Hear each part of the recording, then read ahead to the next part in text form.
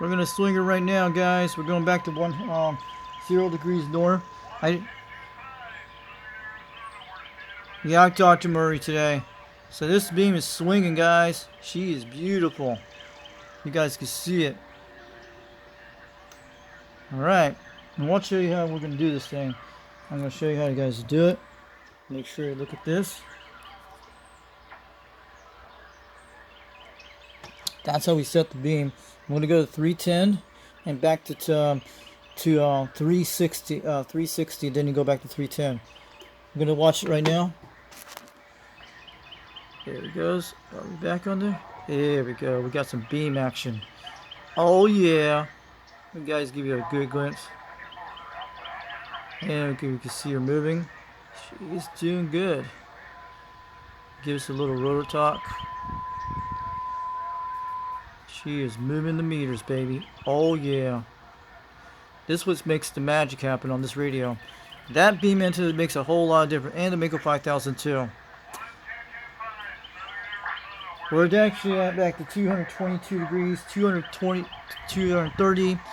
That was 220 back there. 260 right there, 270 right there, 280, 290 right there, and 300 degrees. 310 is right there, guys.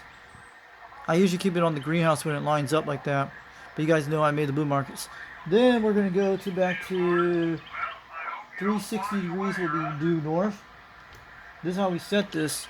And it will do that when we do that. That's how you can always calibrate the antenna once in a while, but that's how you do it. Instead of like calibration, it actually puts the beam right on place. That's how it works. And once you do that, it'll be fine when you do it. You can always recalibrate once in a while, but that's when you stay, you don't have to calibrate the antenna a lot of times. As long as it's lined up like that, the due north is at the end of the position of that rotor on that part of that edge where it's at, right on that thing. That's where due north is on that position. And there's little paint can type lids in there. I put one on the top and on the top of the beam antenna there, so no water won't get into it. And same thing with the other one, the water doesn't go down in the pipe. It has a little crack where you make that little paint hole type thing. You can get these paint cans like you get at Lowe's, and you just cut a little notch in there, and that's what I did. And there's no notch on the top there, and the water is actually sealed on the top with the paint can lid on the top of the beam antenna, so no water won't get inside that thing in the bottom, so it looks pretty good. I did that a while back. You guys remember there's a paint can inside that thing in that part where the rotor attaches to that little notch thing. Jungle Joe's the one I'm talking about, and the other guy, Electro Man, the one has the same RC rotor just like mine. So that's what we do. So we're going to put her back in position. She is looking beautiful today, and that's our beam, the way she sits on that. I know you guys think it's kind of funny, but it's not. But we're next to that Bradford tree. It's not hitting the tree or nothing, guys, but I trimmed that off a while back on right here. You guys, you see right here, but and that's where the coax cable is, right on that tree, because that's how it works, because you got the asphalt driveway, you can't bury it in the ground yet.